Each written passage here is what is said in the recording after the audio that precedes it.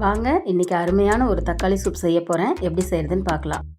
சாதத்துக்கு ஊற வச்ச அரிசி தண்ணியை ஃபஸ்ட்டு தண்ணி கழுவி கீழே ஊற்றிட்டு ரெண்டாவதாக கழுவுற தண்ணியை எடுத்து வச்சுக்கிறோம்.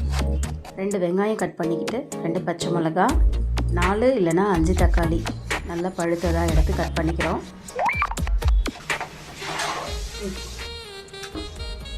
இது எல்லாத்தையும் ஒன்றா ஒரு குக்கரில் சேர்க்குறோம். குக்கரில் போட்டுட்டு ஒரு சின்ன துண்டு இஞ்சி, ஒரு 10 பூண்டு பல்லு தோல் உரிக்காதது எல்லாத்தையும் நல்லா நசுக்கிக்கிட்டு உரலில் போட்டு இடித்து அதையும் இந்த தக்காளியோடு சேர்க்குறோம். 1 ஸ்பூன் ஜீரகம், 1/2 ஸ்பூன் மிளகு இதையும் நல்லா இடித்து இந்த அளவுக்கு இடிச்சுக்கணும். அதையும் தக்காளியோடு சேர்த்துக்கிறோம். கொஞ்சம் ஒரு கொத்து கருவேப்பிலை, நம்ம அரிசி கழுவின தண்ணி, மஞ்சத்தூள் எல்லாம் போட்டு குக்கரில் மூடி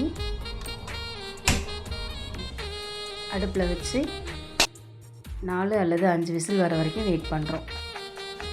ஒரு தேங்காவை கட் பண்ணி தேங்காய் எடுத்து அது ஒரு அரை மூடி சின்ன சின்ன பீஸாக கட் பண்ணுறோம். ஒரு மிக்ஸி ஜாரில் சேர்த்துட்டு 1/2 டம்ளர் தண்ணி விட்டு நல்லா நைஸாக அரைச்சிக்கிறோம். அது வடிகட்டி தேங்காய் பால் மட்டும் தனியாக எடுத்துக்கிறோம். இப்போ குக்கர் நல்லா விசில் வந்து நின்றுடுச்சு.